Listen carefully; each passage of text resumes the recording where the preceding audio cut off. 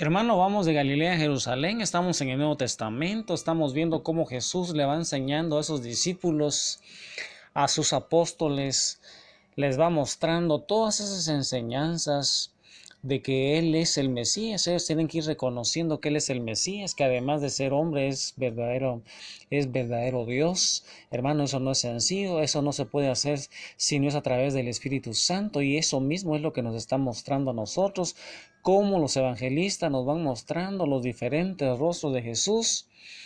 Y te recuerdas, hermano, que nos quedamos en San Lucas 15, 1 al 2, en donde después de que Jesús había ido a comer a la casa de un fariseo, los fariseos y los maestros de la ley lo criticaban entre sí y decían: este hombre da buena acogida a los pecadores y come con ellos. Decía, mira, hermano, San Lucas 15, 1 al 2. Y hay que notar también que Jesús está contando la historia del hijo pródigo como una explicación a las cenas que él tiene con pecadores.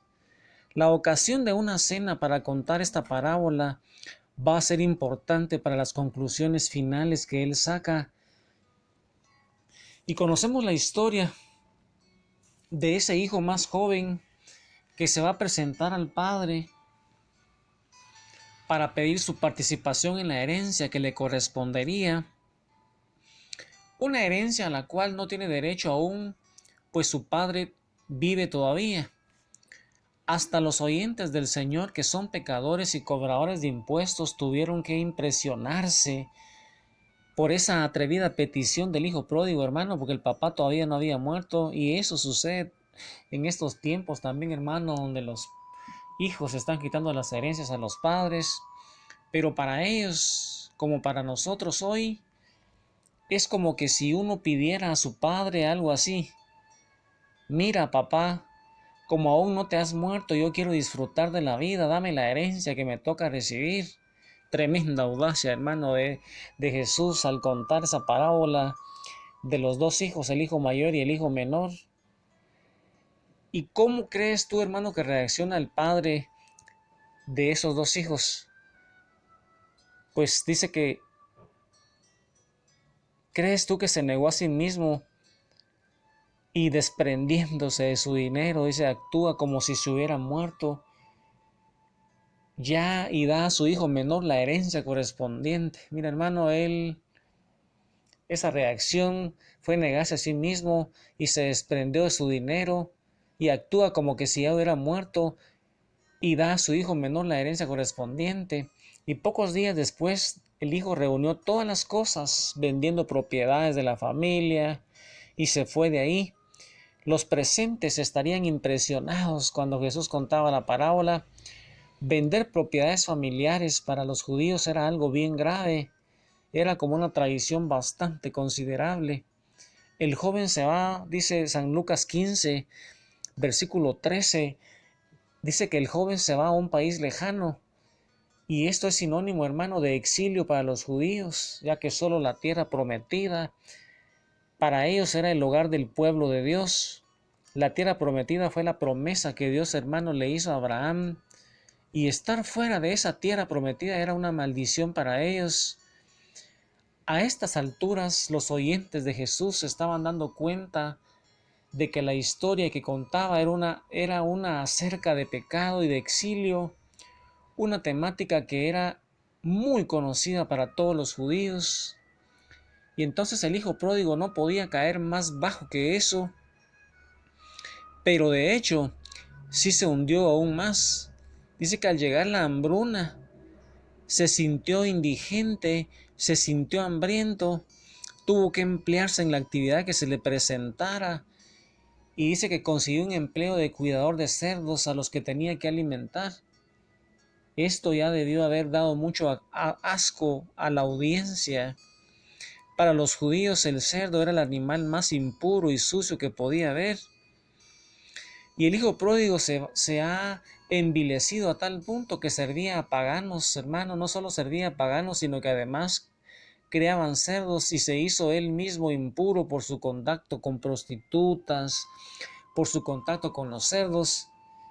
Y ante esa difícil situación en que estaba, lo llevó a las profundidades del exilio y de la vergüenza. y ocurre una profunda conversión.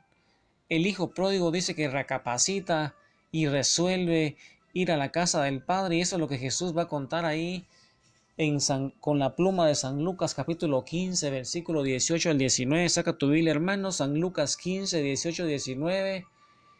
Y tú vas a ver, hermano, cómo ese hijo pródigo, ese hijo pequeño, va a ir teniendo una profunda conversión, va a recapacitar y va a tomar una determinación, y eso lo cuenta San Lucas en el versículo 18 19 del capítulo 15, y la palabra del Señor dice así: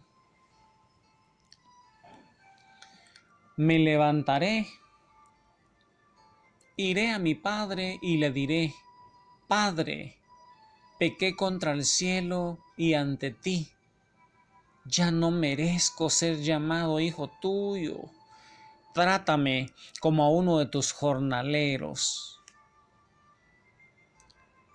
Cuando tomó la herencia, hermano, actuó como si el padre hubiera muerto, pero ahora decide actuar como si él estuviera muerto, y le pide al padre que lo tratara como a uno de sus jornaleros, ya no como un hijo. Y nos dice el relato que el hijo, levantándose, partió hacia su padre. Y hermano, ese verbo levantarse es el mismo lenguaje que se usa cuando alguien resucita. Ese verbo levantarse es el mismo lenguaje que se usa para la resurrección. El significado es bien claro. Cuando nosotros nos arrepentimos y volvemos al Padre como ese hijo pródigo, va a surgir una resurrección, hermano, porque cuando estamos en pecado estamos muertos a la gracia, estamos muertos para Dios. Y dado el contexto de la historia, lo que Jesús quiere destacar está mostrándose ya. Quiere destacar la amistad de Jesús con los pecadores.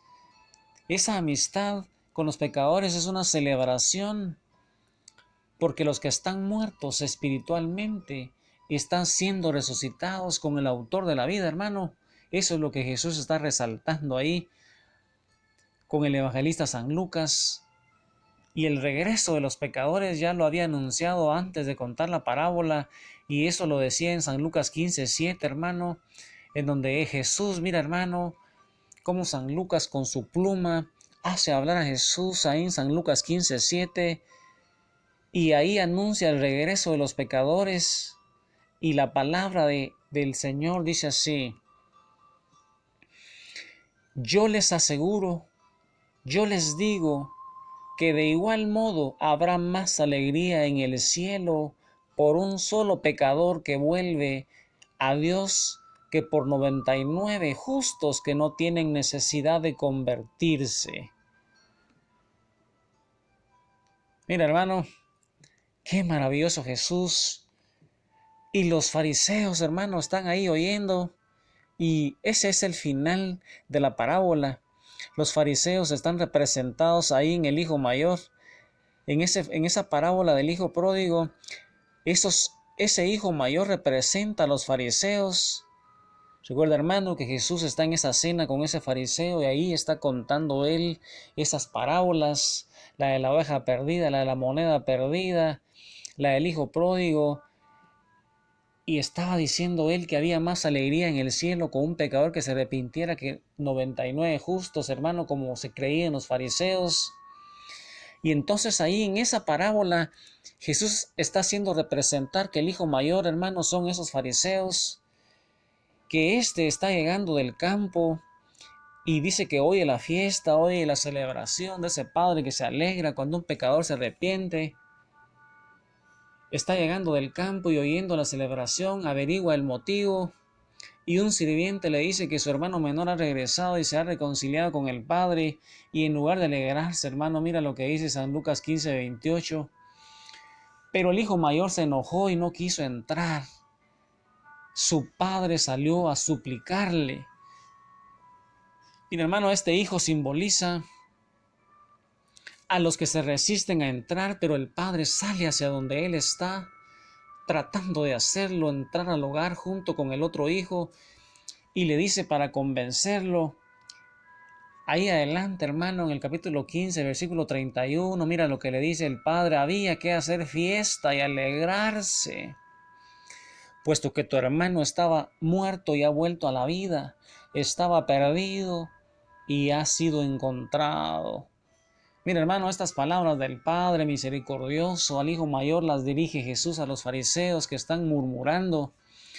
Jesús va contando esta historia, hermano, no solo para mostrar la misericordia de Dios, sino también esperando que los fariseos entren y tomen parte en esa celebración donde hay pecadores, hermano. Esa historia funciona como una explicación de las amistades de Jesús, pero también como una invitación a los fariseos para que se unan a Jesús en la mesa. Y así en esos últimos versículos de la parábola cuestionan a los fariseos acerca de esa crítica que ellos hacen a las compañías de Jesús en los banquetes. Y Jesús deja la historia en suspenso. No sabemos qué hace ese hijo mayor, y esto es a propósito porque Jesús quiere dejarle las puertas abiertas a los fariseos como el Padre misericordioso. Así, de esa manera, Jesús los invita a entrar y a celebrar con él el regreso de ese hijo que estaba perdido. Y ahí, hermano, con María Santísima, yo quisiera hoy ahí que en meditación profunda pudieras contemplar toda esa escena, hermano, donde está ese padre, está ese hijo mayor, ese hijo menor, están los fariseos, está esa cena donde San Lucas nos va contando que ahí Jesús contó esas parábolas. Él quiere mostrar la misericordia del Padre, pero yo quisiera, hermano, que te fijaras a qué personaje te pareces más. ¿Será que te pareces más a ese hijo menor?